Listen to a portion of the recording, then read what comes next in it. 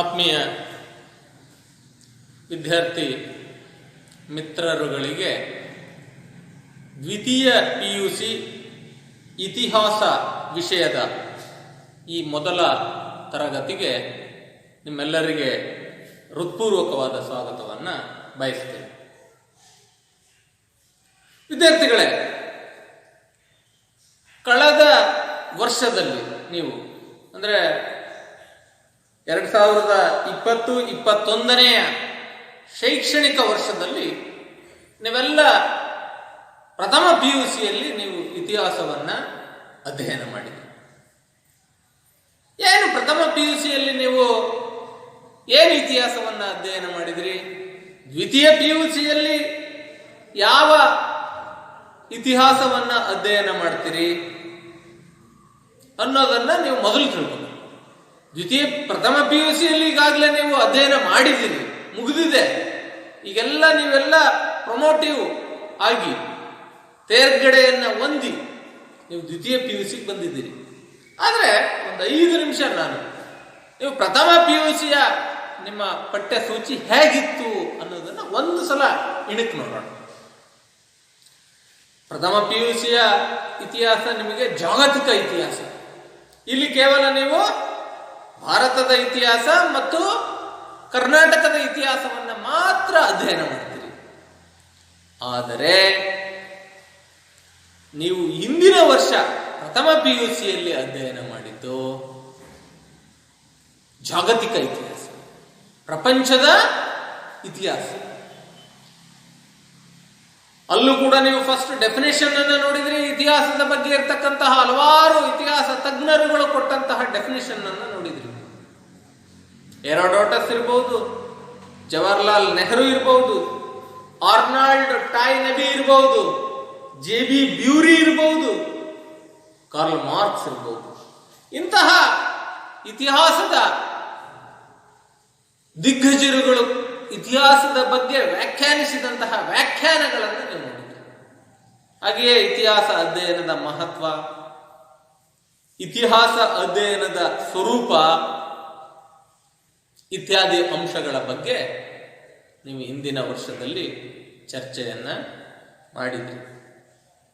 ಹಾಗೆಯೇ ಅಧ್ಯಾಯ 2ರಲ್ಲಿ ನಾವೀಗ ಅಧ್ಯಯನ ಮಾಡ್ತಾ ಇರೋದು ದ್ವಿತೀಯ PUCಯ ಇತಿಹಾಸ. ದ್ವಿತೀಯ PUC ಇತಿಹಾಸ.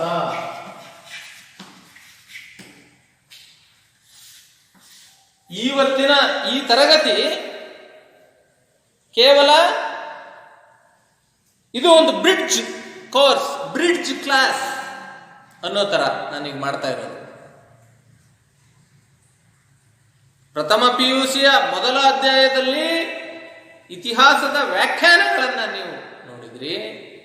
ಇತಿಹಾಸ ಅಧ್ಯಯನದ ಸ್ವರೂಪ, ಪ್ರಾಮುಖ್ಯತೆ, ಮಹತ್ವ, ಅದರ ಉಪಯೋಗಗಳ ಬಗ್ಗೆ ನೀವು ನೋಡಿದ್ರಿ. ಹಾಗೆಯೇ 2ನೇ ಅಧ್ಯಾಯ ಎಲ್ಲ ನಾವು ಮಾನವರು ಈ ಭೂಮಿ ಮೇಲೆ ಇದ್ದೀವಿ, ಜೀವಿಗಳು ನಾವು. ಈ ಮಾನವ ಹುಟ್ಟೋದಕ್ಕಿಂತ ಮುಂಚೆನೆ ಮಾನವ ನೇರವಾಗಿ ಹುಟ್ಟಿಬಿಟ್ಟ ಭೂಮಿ ಮೇಲೆ. ಯಾರು ಇರ್ಲಿಲ್ವ ಮೊದಲು ಅನ್ನುವಂತಹ ಇತಿಹಾಸವನ್ನ ನೀವು ಪ್ರಥಮ PUCಯ 2ನೇ ಅಧ್ಯಾಯದಲ್ಲಿ ಅಧ್ಯಯನ ಮಾಡಿದ್ರಿ. ಭೂಮಿ ಹೇಗೆ ಹುಟ್ಟಿತು ಈ ಪ್ರಪಂಚದ ಮೇಲೆ, ಎಷ್ಟು ಸಾವಿರ ವರ್ಷಗಳ ಹಿಂದೆ ಈ ಭೂಮಿ ಹುಟ್ಟಿತು, ಭೂಮಿ ಹೇಗೆ ಹುಟ್ಟಿತು, ಭೂಮಿಯ ಮೇಲೆ ಇವತ್ತು ಇರತಕ್ಕಂತಹ ಈ ಬೆಟ್ಟ, ಗುಡ್ಡಗಳು, ಸಮುದ್ರಗಳು, ಈ ಒಂದು ವಾತಾವರಣ, ಇದು ಹೇಗೆ ರಚನೆ ಆಯಿತು, ಇದು ಹೇಗೆ ರಚನೆ ಆಯಿತು ಇತ್ಯಾದಿ ಅಂಶಗಳ ಬಗ್ಗೆ ನಾವು 2ನೇ ಅಧ್ಯಾಯದಲ್ಲಿ ತಿಳ್ಕೊಂಡ್ವಿ. ಭೂಮಿ ಹುಟ್ಟಿತು ಮೊದಲು, ಭೂಮಿಯ ಮೇಲೆ ಜೀವಿ ಹುಟ್ಟಿತು, ಸಸಿ ಹುಟ್ಟಿತು, ಆಮೇಲೆ ಮಾನವ ಹುಟ್ಟಿದ, ಪ್ರಾಣಿ ಪಕ್ಷಿಗಳು ಹುಟ್ಟಿದ್ವು, ಮಾನವರು ಹುಟ್ಟಿದ್ರು. ಮಾನವ ಹೀಗೆ ಇದ್ದ ಮೊದಲು? ಇರಲಿಲ್ಲ. ಮಾನವ ಬೇರೆ ರೀತಿಯಲ್ಲೇ ಇದ್ದ. ಹೇಗಿದ್ದ? ಮಾನವನಿಗೆ ಈ ರೀತಿ 2 ಕಾಲನ್ನ ಉಪಯೋಗಿಸಿ ನಡೆಯಕ್ಕೆ ಬರ್ತಿರ್ಲಿಲ್ಲ. ಮೊದಲು ಮಾನವ ಮಂಗನ ರೀತಿಯಲ್ಲಿ 4 ಕಾಲುಗಳನ್ನ ಉಪಯೋಗಿಸಿ ಅವನು ನಡೀತಾ ಇದ್ದ. ಆನಂತರ ಅವನಿಗೆ ದ್ವಿಪಾದ ಚಲನೆಯನ್ನ ಕಲ್ತುಕೊಂಡ ಅವನು. ಈ ಅಧ್ಯಾಯದಲ್ಲಿ ನಾವು ಸಾಕಷ್ಟು ವಿವರವಾದ ಅಂಶಗಳನ್ನ ನಾವು ತಿಳ್ಕೊಂಡ್ವಿ. ಹಾಗೆಯೇ ಮುಂದಕ್ಕೆ ಹೋದ್ರೆ ನಾವು ಪ್ರಾಚೀನ ನಾಗರಿಕತೆಗಳ ಬಗ್ಗೆ ತಿಳ್ಕೊಂಡ್ವಿ. ಹಲವಾರು ನಾಗರಿಕತೆಗಳಿದ್ದಾವೆ ಈ ಪ್ರಪಂಚದಲ್ಲಿ. ಅದರಲ್ಲಿ ಪ್ರಾಚೀನ ನಾಗರಿಕತೆಗಳು, ಗ್ರೀಕ್ ನಾಗರಿಕತೆ, ಮೆಸಪಟೋಮಿಯಾ ನಾಗರಿಕತೆ, ರೋಮ್ ನಾಗರಿಕತೆ, ಈಜಿಪ್ಟ್ ನಾಗರಿಕತೆ, ಚೀನಾ ನಾಗರಿಕತೆ, ಸುಮೇರಿಯನ್ ನಾಗರಿಕತೆ ಮೊದಲಾದಂತಹ ನಾಗರಿಕತೆಗಳ ಬಗ್ಗೆ ನಾವು ಸವಿವರವಾದಂತಹ ಮಾಹಿತಿಯನ್ನು ತಿಳ್ಕೊಂಡ್ವಿ 3ನೇ ಅಧ್ಯಾಯದಲ್ಲಿ, 3 ಮತ್ತು 4ನೇ ಅಧ್ಯಾಯದಲ್ಲಿ. ಹಾಗೆಯೇ ಗ್ರೀಕ್ ನಾಗರಿಕತೆಯ ನಂತರ ಗ್ರೀಕ್ ಸಾಮ್ರಾಜ್ಯ, ರೋಮನ್ ಸಾಮ್ರಾಜ್ಯ, ಮ್ಯಾಸಿಡೋನಿಯಾ ಸಾಮ್ರಾಜ್ಯ, ಈ ಸಾಮ್ರಾಜ್ಯಗಳ ಸಾಮ್ರಾಟಕಾರರ ಸಾಧನೆಗಳನ್ನು ನಾವು ತಿಳ್ಕೊಂಡ್ವಿ. ಜೂಲಿಯಸ್ ಸೀಸರ್, ಅಗಸ್ಟಸ್ ಸೀಸರ್ ಇವರ ಸಾಧನೆಗಳ ಬಗ್ಗೆ ನಾವು ಚರ್ಚೆಯನ್ನು ಮಾಡಿದ್ವಿ. ಹಾಗೆಯೇ ಗ್ರೀಕರ ಕೊಡುಗೆಗಳ ಬಗ್ಗೆ ತಿಳ್ಕೊಂಡ್ವಿ. ಅವರ ನಗರ ರಾಜ್ಯಗಳ ಬಗ್ಗೆ ತಿಳ್ಕೊಂಡ್ವಿ. ನಾವು ಪೊಲೀಸ್ ರಾಜ್ಯಗಳ ಬಗ್ಗೆ ನಾವು ತಿಳ್ಕೊಂಡ್ವಿ.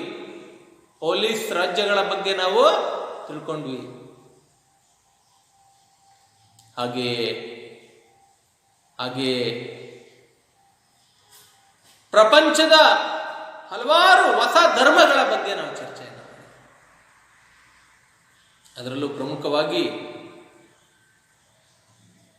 ಕ್ರೈಸ್ತ ಧರ್ಮ, ಅದರ ಹುಟ್ಟು, ಅದು ಯಾರಿಂದ ಹುಟ್ಟಿತು, ಕ್ರೈಸ್ತ ಧರ್ಮದ ಸ್ಥಾಪಕ ಯಾರು, ಕ್ರೈಸ್ತ ಧರ್ಮದ ಹರಡುವಿಕೆ ಹೇಗಾಯಿತು, ಇವತ್ತು ಇರ್ತಕ್ಕಂತಹ ಕ್ರೈಸ್ತ ಧರ್ಮದ ಪೋಪ್, ಪಾದ್ರಿಗಳು, ಬಿಷಪ್ಗಳು, ಆರ್ಚ್ ಬಿಷಪ್ಗಳು, ಕಾರ್ಡಿನಲ್ಸ್ಗಳು, ಇವರು ಹೇಗೆ ಈ ಹುದ್ದೆಗಳು ರಚನೆ ಆದವು,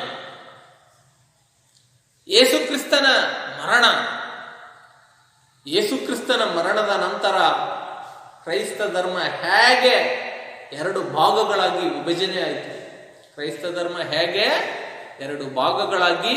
ವಿಭಜನೆ ಆಯಿತು, ರೋಮನ್ ಕ್ಯಾಥೋಲಿಕ್ಸ್ ಮತ್ತು ಪ್ರೊಟೆಸ್ಟೆಂಟ್ಸ್ ಅಂತಕ್ಕಂತಹ 2 ಭಾಗಗಳಾಗಿ ಈ ಒಂದು ಕ್ರೈಸ್ತ ಧರ್ಮ 2 ಭಾಗ ಆಯಿತು.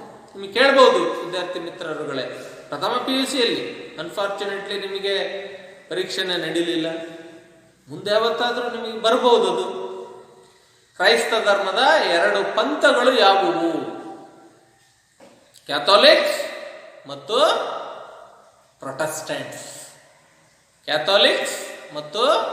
ಪ್ರೊಟೆಸ್ಟೆಂಟ್ಸ್ ಅಂತಕ್ಕಂತಹ 2 ಪ್ರಮುಖವಾದಂತಹ ಪಂಗಡಗಳು ಈ ಕ್ರೈಸ್ತ ಧರ್ಮದ ಪಂಗಡಗಳು. ಹಾಗೆ ಅಲ್ಲಿಂದ ನಾವು ಮುಂದುವರೆದ್ರೆ ಇಸ್ಲಾಂ ಧರ್ಮದ ಹುಟ್ಟು ಮೊಹಮ್ಮದ್ ಪೈಗಂಬರ್, ಪ್ರೊಫೆಟ್ ಮೊಹಮ್ಮದ್ ಅಂತ ಏನು ಕರಿತೀವಲ್ಲ ನಾವು, ಮೊಹಮ್ಮದ್ ಪೈಗಂಬರ್. ಈ ಮೊಹಮ್ಮದ್ ಪೈಗಂಬರನ ನಿಂದ ಇಸ್ಲಾಂ ಧರ್ಮ ಸ್ಥಾಪಿತ ಆಯಿತು. ಇಸ್ಲಾಂ ಧರ್ಮದಲ್ಲಿ ಮೆಕ್ಕಾ ಮತ್ತು ಮದೀನಾ ಎರಡು ಪ್ರಮುಖವಾದಂತಹ ನಗರಗಳು, ಅವರ ಪುಣ್ಯ ತಾಣಗಳು. ಹೇಗೆ ಹಿಂದೂ ಧರ್ಮಕ್ಕೆ ಕಾಶಿ ಅಥವಾ ವಾರಣಾಸಿ ಅಥವಾ ಬನಾರಸ್, ಇವು ಮೂರು ಕೂಡ ಒಂದೇ ಹೆಸರು. ಕಾಶಿಗೆ ಬನಾರಸ್ ಅಂತಲೂ ಕರೀತಾರೆ, ವಾರಣಾಸಿ ಅಂತಲೂ ಕೂಡ ಕರೀತಾರೆ, ಅಥವಾ ವಾರಣಾಸಿಗೆ ಕಾಶಿ ಮತ್ತು ಬನಾರಸ್ ಅಂತಲೂ ಕೂಡ ಕರೀತಾರೆ. ಅದು ಹಿಂದೂ ಧರ್ಮದ ಒಂದು ಪವಿತ್ರವಾದಂತಹ ಧಾರ್ಮಿಕ ಕೇಂದ್ರ.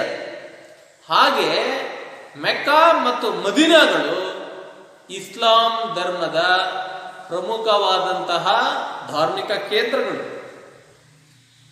ಮಹಮ್ಮದ್ ಪೈಗಂಬರನಿಂದ ಆ ಒಂದು ನಗರಗಳು ಖ್ಯಾತಿಯನ್ನು ಪಡ್ಕೊಂಡು, ಈ ಎಲ್ಲ ಅಂಶಗಳ ಬಗ್ಗೆ ನೀವು ಕಳೆದ ವರ್ಷ ಚರ್ಚೆಯನ್ನು ಮಾಡಿದ್ರಿ, ಅಧ್ಯಯನ ಮಾಡಿದ್ರಿ. ಅಲ್ಲಿಂದ ಮುಂದಕ್ಕೆ ಹೋದ್ರೆ ನೀವು ಯುರೋಪಿಯನ ಇತಿಹಾಸವನ್ನು ತಿಳ್ಕೊಂಡ್ರಿ. ಅದರಲ್ಲಿ ಪ್ರಮುಖವಾಗಿ ಭೌಗೋಳಿಕ ಅನ್ವೇಷಣೆಗಳು, ಪುನರುಜ್ಜೀವನ ಮತ್ತು ಧಾರ್ಮಿಕ ಸುಧಾರಣೆ ಅಂತಕ್ಕಂತಹ ಮೂರು ಪ್ರಮುಖವಾದಂತಹ ಆಯಾಮಗಳ ಬಗ್ಗೆ ನೀವು ಚರ್ಚೆಯನ್ನ ಮಾಡ್ತೀರಿ. ಆ ಒಂದು ಅಂಶಗಳು ಕೂಡ ಒಂದಕ್ಕೊಂದು ಸಂಬಂಧ ಇರತಕ್ಕಂತಹ ಅಂಶ. ಮೂರು ಅಂಶಗಳಿಗೂ ಕೂಡ ಒಂದಕ್ಕೊಂದು ಬೆಸುಗೆ ಇದೆ. ಭೌಗೋಳಿಕ ಅನ್ವೇಷಣೆಗಳು, ಪುನರುಜ್ಜೀವನ ಮತ್ತು ಧಾರ್ಮಿಕ ಸುಧಾರಣೆ ಅಥವಾ ಮತ ಸುಧಾರಣೆ ಅಂತ ಏನು ನಾವು ಕರಿತೀವಲ್ಲ, ಈ ಮೂರು ಅಂಶಗಳಿಗೂ ಕೂಡ ಒಂದನ್ನ ಬಿಟ್ಟು ಒಂದಿಲ್ಲ. ಏನು ಭೌಗೋಳಿಕ ಅನ್ವೇಷಣೆ, ಯಾಕಾಗಿ ಆಯಿತು ಭೌಗೋಳಿಕ ಅನ್ವೇಷಣೆ? ಇಂತಹ ಪ್ರಶ್ನೆಗಳಿಗೆ ನೀವು ಈಗಾಗಲೇ ಕಳೆದ ವರ್ಷವೇ ನೀವು ಉತ್ತರವನ್ನು ತಿಳ್ಕೊಂಡ್ರಿ. ಆದರೂ ಸಂಕ್ಷಿಪ್ತವಾಗಿ ಮತ್ತೊಮ್ಮೆ ನಾನು ಹೇಳ್ತೀನಿ, ಪ್ರಾಚೀನ ಕಾಲದಿಂದಲೂ ಕೂಡ ಪಾಶ್ಚಾತ್ಯ ದೇಶಗಳು ಮತ್ತು ಪೌರಾತ್ಯ ದೇಶಗಳ ಮಧ್ಯೆ ಒಂದು ವ್ಯಾಪಾರ ಮತ್ತು ವಾಣಿಜ್ಯದ ಸಂಬಂಧ ಇತ್ತು. ಪಾಶ್ಚಾತ್ಯ ರಾಷ್ಟ್ರಗಳು ಅಂದ್ರೆ ಯುರೋಪ್ ಖಂಡದ ಹಲವಾರು ರಾಷ್ಟ್ರಗಳು, ಇಂಗ್ಲೆಂಡ್ ಇರ್ಬೋದು, ಫ್ರಾನ್ಸ್ ಇರ್ಬೋದು, ಪೋರ್ಚುಗಲ್ ಇರ್ಬೋದು, ಹಾಲೆಂಡ್ ಇರ್ಬೋದು, ಈ ರಾಷ್ಟ್ರಗಳು, ಇವನ್ನ ಪಾಶ್ಚಾತ್ಯ ರಾಷ್ಟ್ರಗಳು ಅಂತ ಕರಿತೀವಿ. ಹಾಗೆಯೇ ಪೌರಾತ್ಯ ರಾಷ್ಟ್ರಗಳು ಅಂದ್ರೆ ಭಾರತ ಇರ್ಬೋದು, ಶ್ರೀಲಂಕಾ ಇರ್ಬೋದು, ಬಾಂಗ್ಲಾದೇಶ್ ಇರ್ಬೋದು, ಚೀನಾ ಇರ್ಬೋದು, ಮಲೇಷಿಯಾ ಇರ್ಬೋದು, ಬರ್ಮಾ ಅಥವಾ ಇವತ್ತಿನ ನಾವೇನು ಮಯನ್ಮಾರ್ ಅಂತ ಏನು ಕರಿತೀವಲ್ಲ, ಆ ಮಯನ್ಮಾರ್ ದೇಶ ಇರ್ಬೋದು. ಇವುಗಳನ್ನ ಪೌರಾತ್ಯ ರಾಷ್ಟ್ರಗಳು ಅಂತ ಕರೀತಾ ಇದ್ರು. ಪಾಶ್ಚಾತ್ಯ ರಾಷ್ಟ್ರಗಳು ಯುರೋಪ್ ಖಂಡದ ರಾಷ್ಟ್ರಗಳು, ಪೌರಾತ್ಯ ರಾಷ್ಟ್ರಗಳು ಏಷ್ಯಾ ಖಂಡದ ರಾಷ್ಟ್ರಗಳು. ಈ ಪಾಶ್ಚಾತ್ಯ ಮತ್ತು ಪೌರಾತ್ಯ ರಾಷ್ಟ್ರಗಳ ಮಧ್ಯೆ ನಿನ್ನೆ ಮೊನ್ನೆ ಅಥವಾ 100 ವರ್ಷದಿಂದ ವ್ಯಾಪಾರದ ಸಂಬಂಧ ಇರಲಿಲ್ಲ. ಸಾವಿರಾರು ವರ್ಷಗಳಿಂದ, ಪ್ರಾಚೀನ ಕಾಲದಿಂದಲೂ ಕೂಡ ಈ ರಾಷ್ಟ್ರಗಳ ಮಧ್ಯೆ ವ್ಯಾಪಾರ ಮತ್ತು ವಾಣಿಜ್ಯದ ಸಂಪರ್ಕ ಇತ್ತು. ವ್ಯಾಪಾರ ಮತ್ತು ವಾಣಿಜ್ಯದ ಸಂಪರ್ಕ ಇತ್ತು. ಆದ್ರೆ ನಿರಂತರವಾಗಿ ನಡೀತಾ ಇತ್ತು ಈ ವ್ಯಾಪಾರ ಮತ್ತು ವಾಣಿಜ್ಯದ ಸಂಪರ್ಕ. ಇಲ್ಲಿ ಏನಾಗಿತ್ತು, ಈ ಪೌರಾತ್ಯ ರಾಷ್ಟ್ರಗಳಲ್ಲಿ ವಿಶೇಷವಾಗಿ ಈ ಸಾಂಬಾರದ ಪದಾರ್ಥಗಳು ಅಂತ ಏನ್ ನೀವು ಕರಿತೀರಲ್ಲ,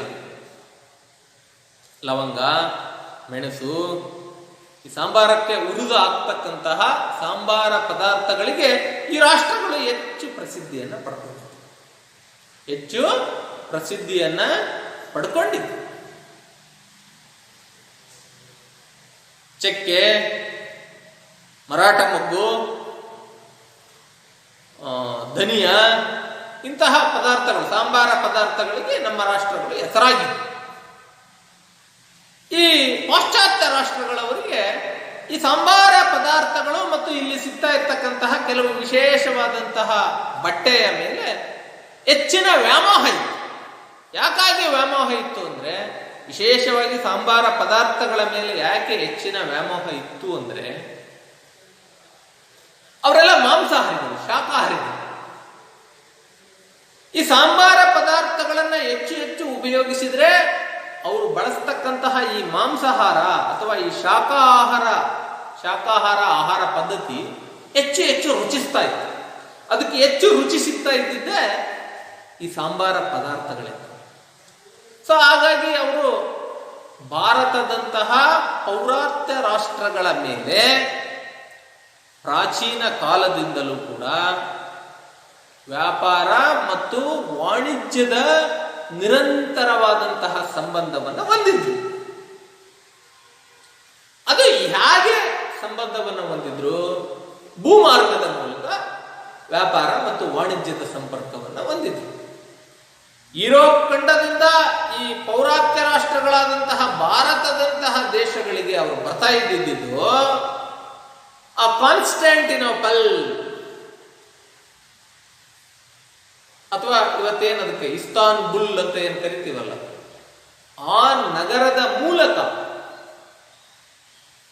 ಅವರು ತಮ್ಮ ವ್ಯಾಪಾರವನ್ನು ಮಾಡಿಕೊಂಡರು. ಅದು ಅಲ್ಲಿಂದ ಇಲ್ಲಿಗೆ ಬರ್ತಕ್ಕಂತಹ ಭೂಮಾರ್ಗದ ಒಂದು ಪ್ರಮುಖವಾದಂತಹ ಕೇಂದ್ರವಾಗಿತ್ತು. ಯಾವುದು? ಈ ಕಾನ್ಸ್ಟಾಂಟಿನೋಪಲ್ ಅಂತಕ್ಕಂತಹ ನಗರ. ಅವರು ಈ ಕಡೆಗೆ ಬರುವಾಗ ಅವರಿಗೆ ತೆರಿಗೆ ಕೊಡಬೇಕಾಗಿತ್ತು, ಅಥವಾ ಅಲ್ಲಿದ್ದಂತಹ ಮಧ್ಯವರ್ತಿಗಳು ಇಲ್ಲಿಂದ ಅವ್ರಿಗೆ ಬೇಕಾದಂತಹ ವಸ್ತುಗಳನ್ನು ತಗೊಂಡೋಗಿ ಹೆಚ್ಚಿನ ಲಾಭಕ್ಕೆ ಮಾರ್ಕೊಳ್ತಾ ಇದ್ರು.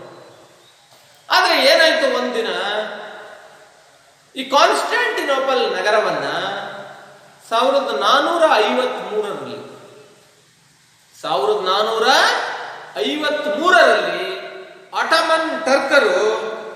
ಅಟಮನ್ ಟರ್ಕರು ಈ ಕಾನ್ಸ್ಟಾಂಟಿನೋಪಲ್ ನಗರವನ್ನ ವಶಪಡಿಸಿಕೊಂಡರು. ಕಾನ್ಸ್ಟಾಂಟಿನೋಪಲ್ ನಗರವನ್ನ ವಶಪಡಿಸಿಕೊಂಡು ಆ ಪಾಶ್ಚಾತ್ಯ ರಾಷ್ಟ್ರಗಳವರು ಪೌರಾತ್ಯ ರಾಷ್ಟ್ರಗಳಿಗೆ ಹೋಗ್ತಕ್ಕಂತಹ ರಹದಾರಿಗೆ ತಡೆಯನ್ನ ಒಡ್ಡಿದ್ರು. ಸೊ ಹಾಗಾಗಿ ಪಾಶ್ಚಾತ್ಯ ರಾಷ್ಟ್ರಗಳವರು ಪೌರಾತ್ಯ ರಾಷ್ಟ್ರಗಳಿಗೆ ಹೋಗ್ತಕ್ಕಂತಹ ದಾರಿ ಬಂದ್ ಆಯಿತು. ಹಾಗಾಗಿ ಅವರ ವ್ಯಾಪಾರ ಮತ್ತು ವಾಣಿಜ್ಯ ತಾತ್ಕಾಲಿಕವಾಗಿ ಕುಂಠಿತ ಆಯಿತು. ಇನ್ಯಾವುದೋ ಬಳಸಿಕೊಂಡು ಬೇರೆ ಮಾರ್ಗದ ಮೂಲಕ ಹೋಗ್ಬೇಕಾಗಿತ್ತೆ ನಾವು. ಆದ್ರೆ ಅದಕ್ಕಿಂತ ವಿಶೇಷವಾಗಿ ಕುತೂಹಲ ಅವರಿಗೆ ಮೂಡಿದ್ದು, ಯಾಕೆ ನಾವು ಜಲಮಾರ್ಗದ ಮೂಲಕ ಪೌರಾತ್ಯ ರಾಷ್ಟ್ರಗಳಿಗೆ ಹೋಗಬಾರದು ಅಂತಕ್ಕಂತಹ ಕಲ್ಪನೆ ಮೂಡಿತು. ಇಷ್ಟೊತ್ತಾಗ್ಲೇ ಸಾಕಷ್ಟು ಹೊಸ ಹೊಸ ಸಂಶೋಧನೆಗಳು ನಡೆದಿದ್ವು. ನಾವಿಕರ ದಿಕ್ಸೂಚಿ ಬಂದಿತ್ತು, ನಾವಿಕರ ಪ್ರಯೋಗ ಶಾಲೆ ಆರಂಭ ಆಗಿತ್ತು, ನಾವಿಕರ ತರಬೇತಿ ಶಾಲೆ ಆರಂಭ ಆಗಿತ್ತು ಲಿಸ್ಬನ್ ನಗರದಲ್ಲಿ. ಅವರಿಗೆ ನೌಕಾಯಾನದ ಬಗ್ಗೆ ವಿಶೇಷವಾದಂತಹ ತರಬೇತಿಯನ್ನ ಕೊಟ್ಟರು.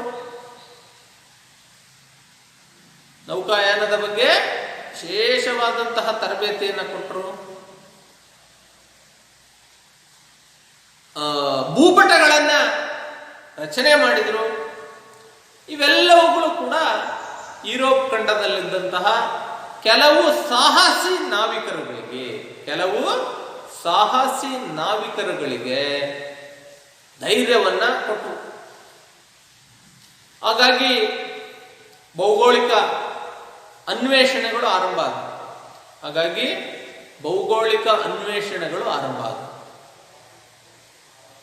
ಈ ಭೌಗೋಳಿಕ ಅನ್ವೇಷಣೆಗಳು ಆರಂಭವಾದ ಬಳಿಕ ಹಲವಾರು ಹೊಸ ಹೊಸ ದೇಶಗಳ ಅನ್ವೇಷಣೆ ಆಯಿತು.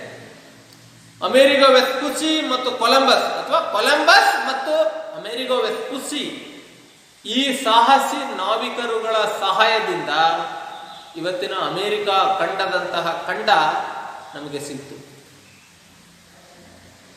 ಹಾಗೆಯೇ ಸಾಕಷ್ಟು ನಾವಿಕರುಗಳು ಬೇರೆ ಬೇರೆ ದೇಶಗಳನ್ನು ಕಂಡಿದ್ದಾರೆ. ಹಾಗೆಯೇ 1498 ಮೇ 17ರಂದು 1498 ಮೇ 17ರಂದು ಭಾರತಕ್ಕೆ ವಾಸ್ಕೋ ಡ ಗಾಮ ಎಂಬ ಪೋರ್ಚುಗಲ್ ದೇಶದ ನಾವಿಕ, ವಾಸ್ಕೋ ಡ ಗಾಮ ಎಂಬ ಪೋರ್ಚುಗಲ್ ದೇಶದ ನಾವಿಕ 1498 ಮೇ 17ರಂದು ಭಾರತಕ್ಕೆ ಜಲಮಾರ್ಗವನ್ನು ಕಂಡುಹಿಡಿಯುವಲ್ಲಿ ಅವನು ಸಫಲನಾಗ್ತಾನೆ. ಭಾರತವನ್ನ ಕಂಡುಹಿಡಿದಂತಹ ಅವನು ಭಾರತದ ಪಶ್ಚಿಮ ಕರಾವಳಿಯ ಕೇರಳದ ಕಲ್ಲಿಕೋಟೆಗೆ ಬಂದು ತಲುಪ್ತಾನೆ. ಆಗ ಕಲ್ಲಿಕೋಟೆಯನ್ನ ಆಳ್ತಾ ಇದ್ದಂತಹ ದೊರೆ ಜಾಮೋರಿನ್ ಅಂತಕ್ಕಂತಹ ಒಬ್ಬ ಹಿಂದೂ ರಾಜ. ಅವನು ಇವನನ್ನ, ಯಾರನ್ನ, ಈ ವಾಸ್ಕೋ ಡ ಗಾಮನನ್ನ ಭವ್ಯವಾಗಿ ಆದರದಿಂದ ಸ್ವಾಗತಿಸ್ತಾನೆ. ಭವ್ಯವಾಗಿ ಆದರದಿಂದ ಸ್ವಾಗತಿಸ್ತಾನೆ. ಮುಂದುವರೆದು ಬಿಟ್ಟು ಅವನು ಅಲ್ಲಿ ಅವರಿಗೆ ವ್ಯಾಪಾರದ ಕೋಟಿಗಳನ್ನ ಕಟ್ಟಿಕೊಳ್ಳಿಕ್ಕೆ ಅನುಮತಿಯನ್ನು ನೀಡ್ತಾನೆ. ವ್ಯಾಪಾರದ ಕೋಟಿಗಳನ್ನ ಕಟ್ಟಿಕೊಳ್ಳಿಕ್ಕೆ ಅನುಮತಿ ನೀಡ್ತಾನೆ. ಈ ರೀತಿ ಭೌಗೋಳಿಕ ಅನ್ವೇಷಣೆ ನಡೆದ ನಂತರ ಪಾಶ್ಚಾತ್ಯ ರಾಷ್ಟ್ರಗಳು ಮತ್ತು ಪೌರಾತ್ಯ ರಾಷ್ಟ್ರಗಳ ಮಧ್ಯೆ ಇದ್ದಂತಹ ವ್ಯಾಪಾರ ಹೆಚ್ಚು ವೃದ್ಧಿಯಾಗುತ್ತೆ. ಅವರು ಇಲ್ಲಿಗೆ ವ್ಯಾಪಾರಕ್ಕಾಗಿ ಕೇವಲ ತಕ್ಕಡಿ ಹಿಡ್ಕೊಂಡು ವ್ಯಾಪಾರ ಮಾಡಲಿಕ್ಕೆ ಬಂದಂತಹ ಬ್ರಿಟಿಷರು ಅಥವಾ ಐರೋಪ್ಯರು ಅಥವಾ ಯುರೋಪಿಯನ್ ದೇಶದ ಬೇರೆ ಬೇರೆ ದೇಶದ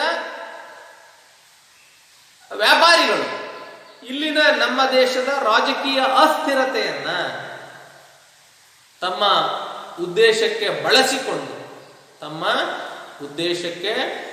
ಬಳಸಿಕೊಂಡು ಇಲ್ಲಿ ಒಂದು ಸಾಮ್ರಾಜ್ಯವನ್ನ ಕಟ್ಟುವ ಮಟ್ಟಕ್ಕೆ ಅವರು ಬರ್ತಾರೆ. ಅದೆಲ್ಲ ನೀವು ಮುಂದೆ ಓದಿದ್ರು.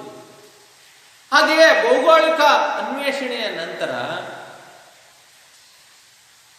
ಪುನರುಜ್ಜೀವನ ಆಗುತ್ತೆ. ಲ್ಯಾಟಿನ್ ಭಾಷೆಯ ಸಾಹಿತ್ಯ, ಕಲೆ, ಸಂಸ್ಕೃತಿ ಇವುಗಳಲ್ಲಿ ಆದಂತಹ ಬದಲಾವಣೆಯನ್ನ ನಾವು ಪುನರುಜ್ಜೀವನ ಅಂತ ಕರಿತೀವಿ. ಪುನರುಜ್ಜೀವನ ಅಂದ್ರೆ ಪುನರ್ಜನ್ಮ ಅಥವಾ ಮರುಹುಟ್ಟು. ನೀವು ಕೇಳ್ಬೋದು, ಸರ್ ಮರು ಹುಟ್ಟೋದೇ ಪುನರ್ಜನ್ಮನ ಅಂತ. ಅಂದ್ರೆ ಪುನರ್ಜನ್ಮ ಅಂದ್ರೆ ಈ ಲ್ಯಾಟಿನ್ ಭಾಷೆಯ ಕಲೆ, ಸಾಹಿತ್ಯ, ಸಂಸ್ಕೃತಿಯ ಮರುಹುಟ್ಟು ಅಂತ. ರೆನೈಸಾನ್ಸ್, ಪುನರ್ಜನ್ಮ ಅಂತಕ್ಕಂತಹ ಶಬ್ದ ರೆನೈಸಾನ್ಸ್ ಎಂಬ ಶಬ್ದದಿಂದ ಬಂದಿದೆ. ರೆನೈಸಾನ್ಸ್ ಅಂದರೆ ಪುನರ್ಜನ್ಮ ಅಥವಾ ಮರುಹುಟ್ಟು. ರಿನೆಸಾರೆ ಎಂಬ ಶಬ್ದದಿಂದ ಬಂದಿದೆ. ರಿನೆಸಾರೆ, ರೆನೈಸಾನ್ಸ್ ಎಂಬ ಶಬ್ದ ರಿನೆಸಾರೆ ಎಂಬ ಶಬ್ದದಿಂದ ಬಂದಿದೆ. ರಿನೆಸಾರೆ ಎಂದರೆ ಪುನರ್ಜನ್ಮ ಅಥವಾ ಮರುಹುಟ್ಟು. ಲ್ಯಾಟಿನ್ ಭಾಷೆಯ ಕಲೆ, ಸಾಹಿತ್ಯ, ಸಂಸ್ಕೃತಿಯ ಮರುಹುಟ್ಟು ಅಂತಕ್ಕಂತಹ ಅರ್ಥ ಇದೆ. ಈ ಪುನರುಜ್ಜೀವನದ ತವರು ಅಂತ ನಾವು ಇಟಲಿ ದೇಶವನ್ನ ಕರಿತೀವಿ. ಯಾಕೆ ಇಟಲಿ ದೇಶ ಪುನರುಜ್ಜೀವನದ ತವರು ಆಯಿತು ಅಂದ್ರೆ, ಈ ಕಾನ್ಸ್ಟಾಂಟಿನೋಪಲ್ ನಗರ, ಅಲ್ಲಿ ಒಳ್ಳೊಳ್ಳೆ ಸಾಹಿತಿಗಳು, ಕವಿಗಳು, ಜ್ಞಾನಿಗಳು ಇದ್ರು. ಯಾವಾಗ ಈ ಕಾನ್ಸ್ಟಾಂಟಿನೋಪಲ್ ನಗರವನ್ನ ಆಟಮನ್ ಟರ್ಕರು ವಶಪಡಿಸಿಕೊಂಡ್ರಲ್ಲ, 1453ರಲ್ಲಿ ಆಟಮನ್ ಟರ್ಕರು ವಶಪಡಿಸಿಕೊಂಡ ಬಳಿಕ ಅಲ್ಲಿದ್ದಂತಹ ಕವಿಗಳು, ಜ್ಞಾನಿಗಳು, ಮೇಧಾವಿಗಳು ಇವರೆಲ್ಲರೂ ಕೂಡ ತಮ್ಮ ತಮ್ಮ ಹತ್ತಿರ ಇದ್ದಂತಹ ಜ್ಞಾನ ಭಂಡಾರವನ್ನ ತೆಗೆದುಕೊಂಡು ಅಲ್ಲಿಂದ ಯುರೋಪ್ ಖಂಡದ ಬೇರೆ ಬೇರೆ ನಗರಗಳಿಗೆ ವಲಸೆ ಹೋದ. ಉದಾಹರಣೆ ನಿಮ್ಗೆ ಹೇಳ್ಬೇಕಪ್ಪ ಅಂದ್ರೆ, ಈಗ ನಮ್ಮ ಕರ್ನಾಟಕ ರಾಜ್ಯ ಇದೆ. ಇಲ್ಲಿ ಧಾರವಾಡ ಅಥವಾ ಮೈಸೂರು ಶಿಕ್ಷಣದ ಕೇಂದ್ರಗಳು ಅಂತ ಹೆಸರು ಮಾಡಿದ್ವಿ ಹಿಂದೆ. ಅಲ್ಲೆಲ್ಲ ಒಳ್ಳೊಳ್ಳೆ ಕವಿಗಳು, ಪ್ರಾಧ್ಯಾಪಕರುಗಳು ಇದ್ರು ಅಂತ ಇಟ್ಕೊಳ್ಳಿ ಉದಾಹರಣೆ. ಇದ್ದಕ್ಕಿದ್ದಂಗೆ ಆ ಮೈಸೂರು ನಗರವನ್ನು, ಧಾರವಾಡ ನಗರವನ್ನು ಯಾರೋ ವಿದೇಶಿ ದಾಳಿಕೋರರು ಆಕ್ರಮಣ ಮಾಡಿಬಿಡ್ತಾರೆ. ಆಕ್ರಮಣ ಮಾಡಿಬಿಟ್ಟು ಅಲ್ಲಿದ್ದಂತಹ ಸಾಹಿತಿಗಳಿಗೆ, ಅಲ್ಲಿದ್ದಂತಹ ಕವಿ ಪುಂಗವರುಗಳಿಗೆ ಅವರು ಚಿತ್ರ ಹಿಂಸೆಯನ್ನು ಕೊಡ್ತಾರೆ ಅಂತ ಇಟ್ಕೊಳ್ಳಿ. ಆಗ ಏನಾಗುತ್ತೆ, ಅಲ್ಲಿದ್ದಂತಹ ಕವಿ ಪುಂಗವರುಗಳು, ಅಲ್ಲಿದ್ದಂತಹ ಆ ಸಾಹಿತಿಗಳು ತಮ್ಮ ತಮ್ಮ ಜ್ಞಾನ ಭಂಡಾರವನ್ನ ಕಟ್ಟಿಕೊಂಡು ಬೇರೆ ಬೇರೆ ನಗರಗಳಿಗೆ ವಲಸೆ ಹೋದ್ರು. ಉದಾಹರಣೆ, ಮೈಸೂರಿನಿಂದ ಮಂಡ್ಯಕ್ಕೆ ಹೋದ್ರು, ಹಾಸನಕ್ಕೆ ಬಂದ್ರು, ಚಿಕ್ಕಮಂಗ್ಳೂರಿಗೆ ಬಂದ್ರು, ತುಮಕೂರಿಗೆ ಬಂದ್ರು, ಶಿವಮೊಗ್ಗಕ್ಕೆ ಬಂದ್ರು, ಚಿತ್ರದುರ್ಗ, ದಾವಣಗೆರೆಗೆ ಬಂದ್ರು. ಅಲ್ಲಿ ಅವರು ಪ್ರಸಾರ ಮಾಡ್ತಾ ಇದ್ದಂತಹ ಶಿಕ್ಷಣವನ್ನ ಬೇರೆ ಬೇರೆ ನಗರಗಳಿಗೆ ಪ್ರಸಾರ ಮಾಡಲಿಕ್ಕೆ ಶುರು ಮಾಡಿದ್ರು. ಹಾಗಾಗಿ ಮೈಸೂರಿನ ಬದಲಾಗಿ ಇವು ಶಿಕ್ಷಣದ ಕೇಂದ್ರಗಳಾದವು, ಇವು ಪುನರುಜ್ಜೀವನದ ಕೇಂದ್ರಗಳಾದವು. ಹಾಗೆ ಅಲ್ಲಿ ಕಾನ್ಸ್ಟ್ಯಾಂಟಿನೋಪಲ್ನಲ್ಲಿದ್ದಂತಹ ಪಂಡಿತರು, ಪಾಮರರು, ಮೇಧಾವಿಗಳು ತಮ್ಮ ತಮ್ಮ ಹತ್ತಿರ ಇದ್ದಂತಹ ಜ್ಞಾನದ ದಿಗಂತವನ್ನ ಕಟ್ಟಿಕೊಂಡು ಅವ್ರು ಎಲ್ಲಿಗೋದ್ರು? ಸೀದಾ ಯುರೋಪ್ ಖಂಡದ ದೇಶಗಳಿಗೆ ಹೋದ್ರು. ಅದರಲ್ಲಿ ಹೆಚ್ಚಿನ ಸಂಖ್ಯೆಯಲ್ಲಿ ಇಟಲಿಗೆ ಹೋಗಿ ಅಲ್ಲಿ ತಮ್ಮ ಜ್ಞಾನವನ್ನು ವಿಸ್ತರಿಸಿದರು. ಹಾಗಾಗಿ ಇಟಲಿ ಪುನರುಜ್ಜೀವನದ ಕೇಂದ್ರ ಅಂತ ಅನಿಸ್ಕೊಳ್ತು. ಇಟಲಿ ಪುನರುಜ್ಜೀವನದ ಕೇಂದ್ರ ಅಂತ ಅನಿಸ್ಕೊಳ್ತು. ಹಾಗೆಯೇ ಧಾರ್ಮಿಕ ಸುಧಾರಣೆ ಮೂರನೇ ಪಾಯಿಂಟ್ ಅಲ್ಲಿ ಪ್ರಮುಖವಾದದ್ದು. ಕ್ಯಾಥೋಲಿಕ್ ಚರ್ಚ್ನಲ್ಲಿದ್ದಂತಹ ಕೊಳಕನ್ನ ತೊಳೆಯೋದಕ್ಕೋಸ್ಕರ ಮಾರ್ಟಿನ್ ಲೂಥರನ ನೇತೃತ್ವದಲ್ಲಿ ನಡೆದಂತಹ ಒಂದು ಧಾರ್ಮಿಕ ಕ್ರಾಂತಿಯೇ ಧಾರ್ಮಿಕ ಸುಧಾರಣೆ ಅಥವಾ ಮತ ಸುಧಾರಣೆ ಅಂತ ಕರಿತೀವಿ. ಈ ಮತ ಸುಧಾರಣೆಯ ತವರು ಜರ್ಮನಿ. ಸೊ ಈ ಮತ ಸುಧಾರಣೆಯ ನಂತರ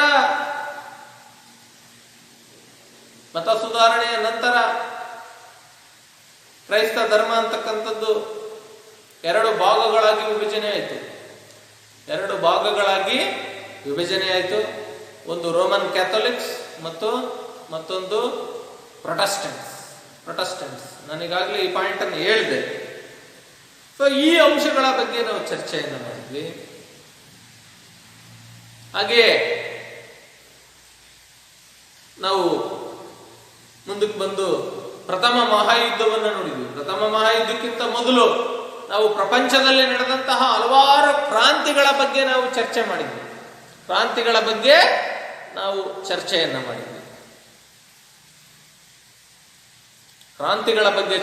ಮಾಡಿದ್ವಿ. ಯಾವ್ಯಾವ ಕ್ರಾಂತಿಗಳು ನಡೆದವು ಈ ಪ್ರಪಂಚದಲ್ಲಿ?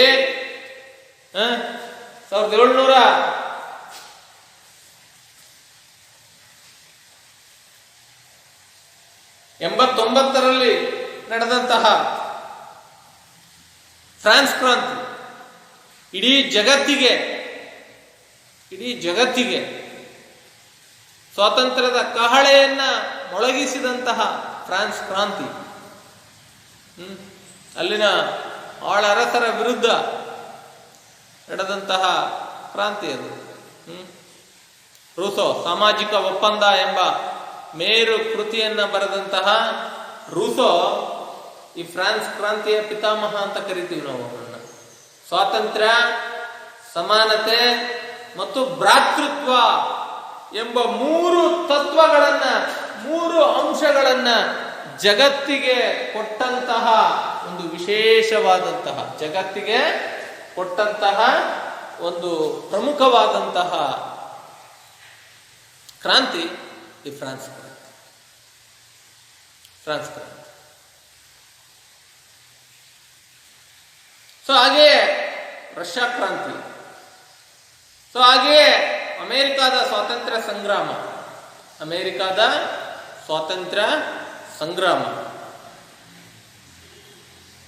ಹಾಗೆಯೇ ರಷ್ಯಾದ ಕ್ರಾಂತಿ, ಫ್ರಾನ್ಸ್ ಕ್ರಾಂತಿ,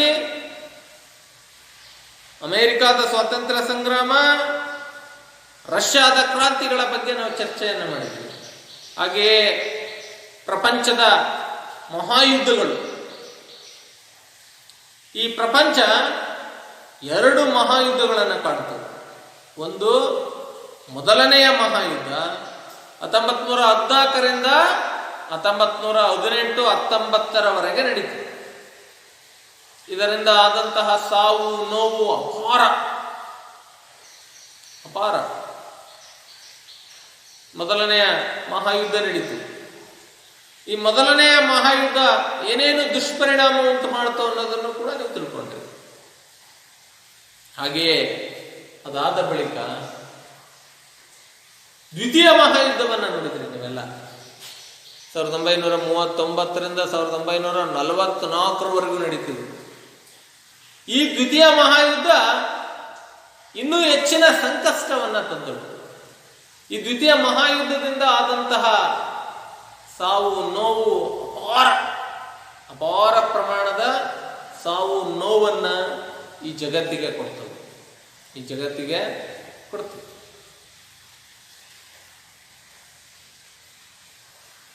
ಇನ್ನು ಮುಂದೆ ಜಗತ್ತು 3ನೇ ಯುದ್ಧವನ್ನ ಮಾಡಬಾರದು, 3ನೇ ಯುದ್ಧ ನಡೀತಕ್ಕಂತಹ ಸನ್ನಿವೇಶ ನಿರ್ಮಾಣ ಆದರೂ ಕೂಡ ಅದನ್ನ ತಡೆಯಬೇಕು ಎಂಬ ಮಹಾನ್ ಉದ್ದೇಶದಿಂದ ಸ್ಥಾಪನೆಯಾದದ್ದು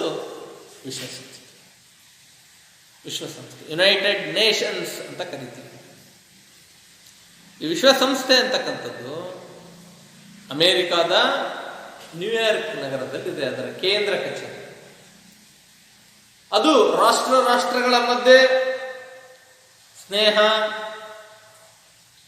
ಸುಮಧುರ ಬಾಂಧವ್ಯ ಇವುಗಳನ್ನು ಉಂಟು ಮಾಡತಕ್ಕಂತಹ ಕೆಲಸವನ್ನ ಅದು ಮಾಡ್ತಾ ಇದೆ.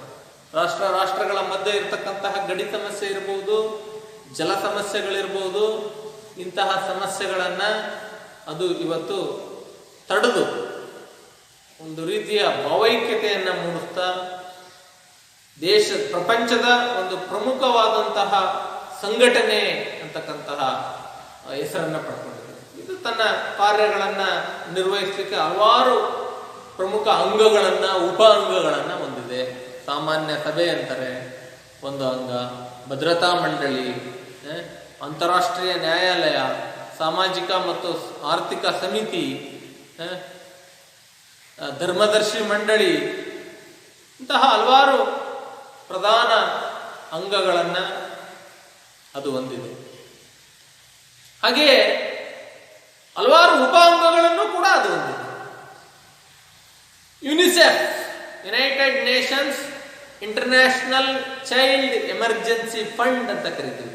ವಿಶ್ವಸಂಸ್ಥೆಯ ಅಂತಾರಾಷ್ಟ್ರೀಯ ಮಕ್ಕಳ ತುರ್ತು ನಿಧಿ ಅಂತ ಕರೀತೀವಿ. ವಿಶ್ವಸಂಸ್ಥೆಯ ಅಂತಾರಾಷ್ಟ್ರೀಯ ಮಕ್ಕಳ ತುರ್ತು ನಿಧಿ. UNESCO, United Nations educational, scientific and cultural organisation ಅಂತ ಕರೀತೀವಿ.